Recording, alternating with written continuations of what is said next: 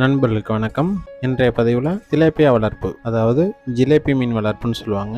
இதை பற்றி ஃபுல் டீட்டெயிலாக பார்ப்போம். பொதுவாக இந்த மீன் எல்லா சூழ்நிலையிலையும் வளரக்கூடிய ஒரு தகவமைப்பு பெற்ற மீன் தான் இந்த ஜிலேபி மீன். தாயகம்னு பார்க்கும்போது ஆப்பிரிக்காவிலேருந்து 1960 கொண்டு வந்தாங்க. இதை கொண்டு வந்த ஒரு நோக்கம், இது நல்ல சர்வைவல் ஆகுறதுனால மக்கள்கிட்ட இது சென்றடையணும் அப்படிங்கிற நோக்கத்தில் கொண்டு வந்தாங்க. ஆனால் ஒரு கட்டத்தில் என்ன ஆயிடுச்சுனாக்க, இது நாட்டு மீன்கள் எல்லாம் அழிக்க ஆரம்பிச்சிடுச்சு. அதனால் நம்ம தமிழ்நாட்டு அரசாங்கமே இதை தடை செஞ்சிச்சு. அதுக்கப்புறமா இதை என்ன மாற்று வழி செய்யலாம் அப்படின்னு யோசிக்கும் போது, இதுக்கு மாற்று வழி மரபணு மாற்றப்பட்ட ஜிலேபி மீன்களை உருவாக்குறது தான் அதோட நோக்கமாக இருந்துச்சு.